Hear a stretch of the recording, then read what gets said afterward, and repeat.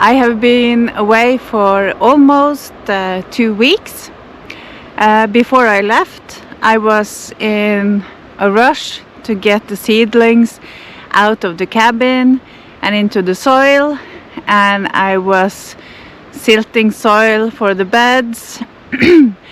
And now, after being away for 2 weeks, let's go and see how things have turned out.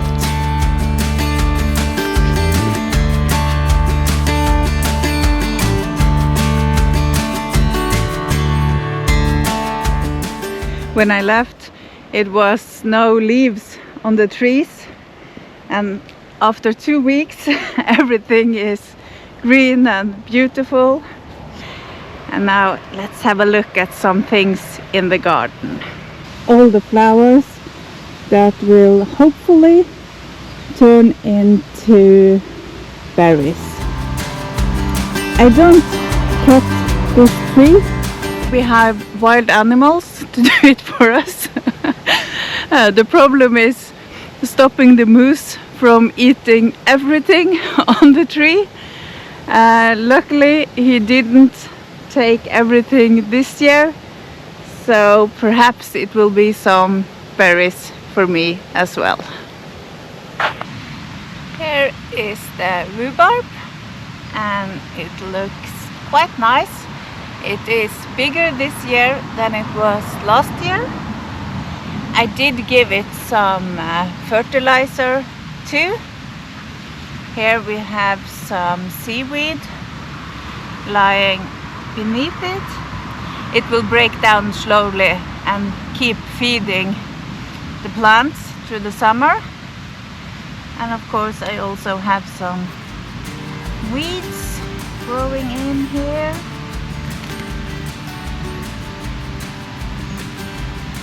It was planted here by my great-grandparents and it has survived all these years. It's more than 50 years old. It might be close to 100 years old, the base of this plant. And it still grows here. So I will be able to make some jam and things like that later. It's time to harvest the rhubarb. Today we have 18-19 degrees. There's no wind and it's the hottest day so far. But it will not last. Tonight it will get cloudy and then it will start raining, and it will be raining for at least a week. Yesterday it was also very windy, and I will show you what the poor rhubarbs look like now.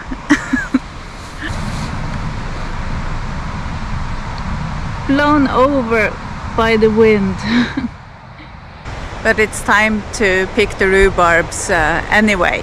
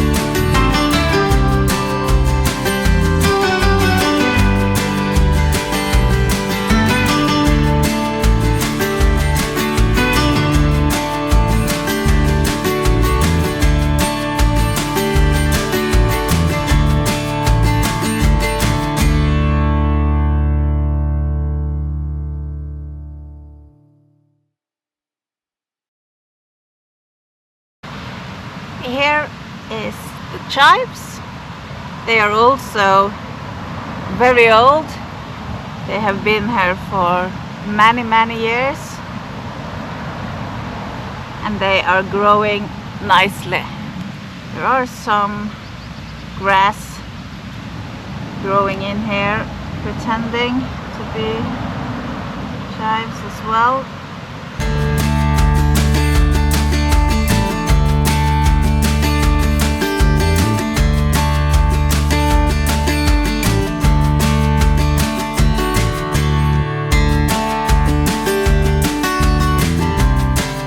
I did separate this root last year to get more chives, and I now have 4 plants like these. Now what's this growing? I think might be some herbs coming up here that I planted last year, and they are coming now. Interesting. The potatoes are coming up. It looks like everyone will be sprouting. They look fresh and green. Potatoes do grow well in this climate. When I planted this squash, they were really big before they were planted outside.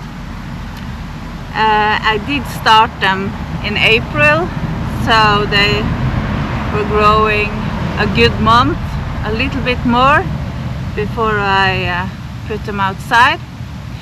And I also started some new squash plants like a couple of weeks later than these. And as you can see, I planted them out as well, but they are for certain they are not going to make it. Look at this poor little guy. So even though I was thinking the plants are too big, perhaps it's a problem for them to be planted outside at this age when they are so mature, it actually looks like that's better than small plants. A couple of days after I left, the night temperature dropped to like 4-5 degrees. In this bed I planted polka beets, and as you can see, they are just about to come up, and hopefully I will get some beets. Between the beds I just put a lot of wood chips. I know that weeds will grow up from the soil beneath the wood chips, and that's okay. I can just weed it, it will help a little bit. What I'm hoping to gain by covering these areas between the beds with wood chips are actually 2 things. One is to stop the weeds a little bit, and the next is to make a habitat that will be good for mushrooms. It will not be mushrooms this year, but perhaps in like 2 or 3 years there will be mushrooms growing here, I hope. I also just put these chips down because I just placed the beds randomly in the closest parts of this area, and I think I might need to move them around a little bit when I gain more experience. These boxes are possible to move, and by covering the areas between the boxes with this, I can just move them anywhere. Okay, a fair warning before the next one. You remembered my little greenhouse, and I planted some cucumbers, some peas and squash. It's not a completely closed greenhouse, but I think it was supposed to give some shelter. It has walls and one half of a roof. But look at this.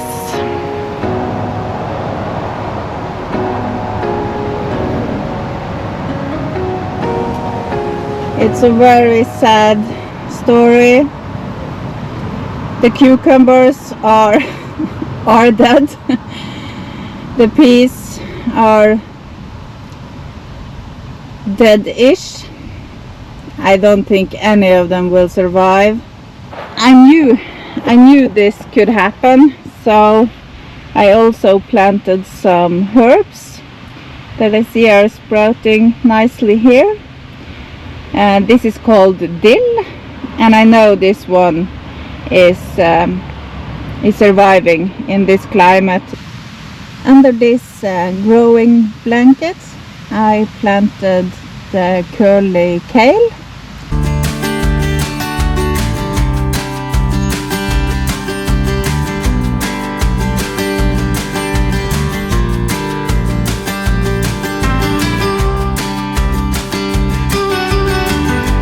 Last year I didn't have a cover for the plants in the beginning, and the kale fly was eating eating every plant.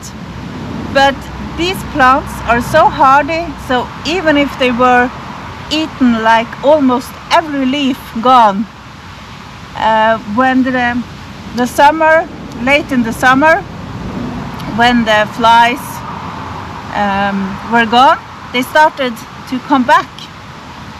So this is a really hardy kale.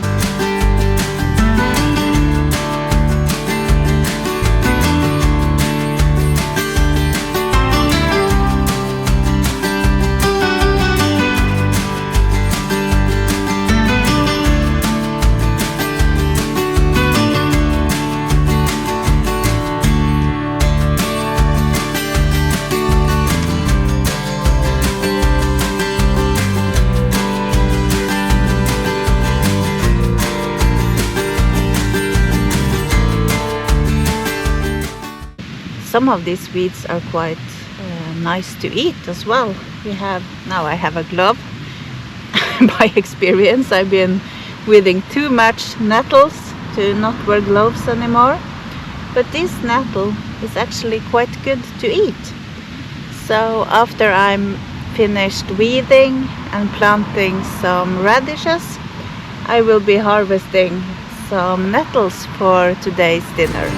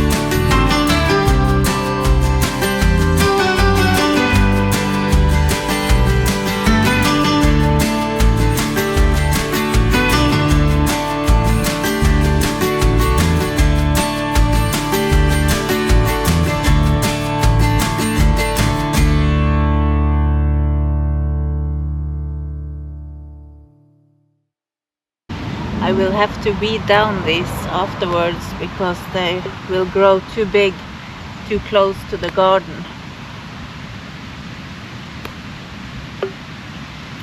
So I'm just harvesting the tops before I am cutting them down.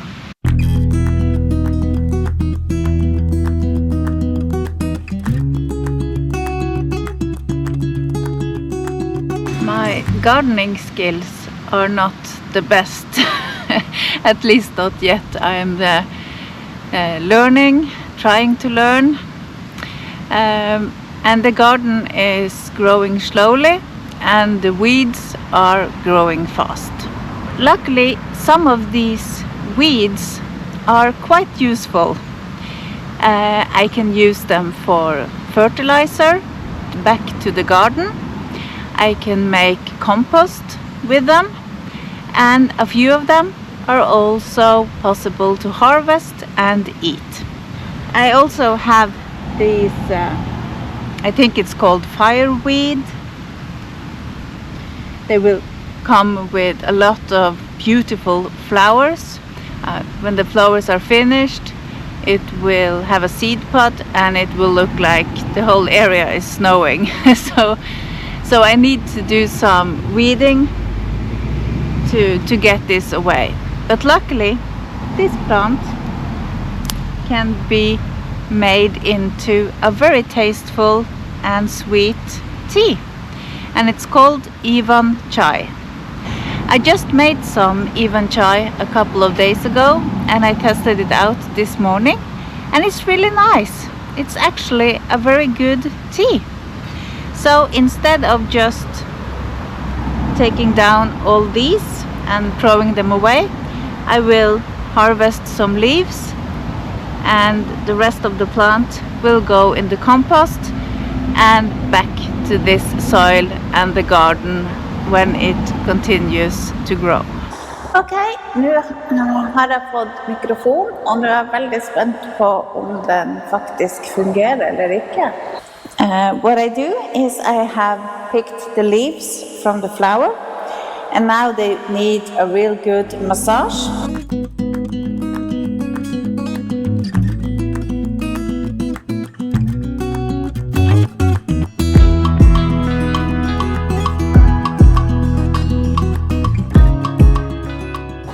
Is the mic working? Is the mic working?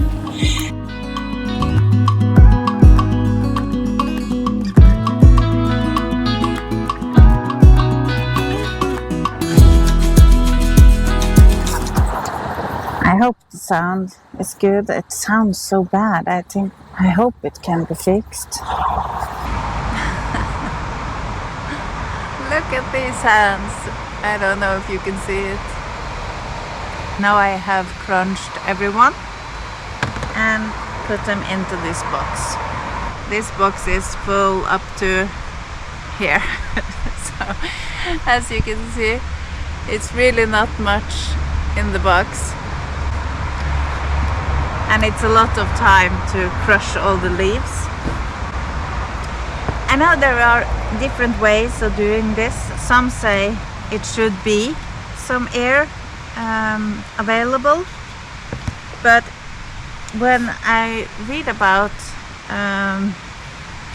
how they make this tea, it says let it ferment for like 1 to 3 days, and fermenting is not with air.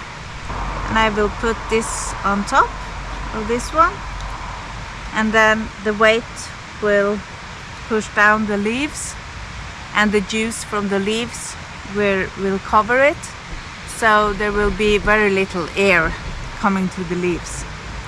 This is the way I did it with the other one I tested 1 week ago. And then I just let it ferment for like 30 hours, a little bit or more than 1 day, and I did find the taste to be very fruity, nice, pleasant.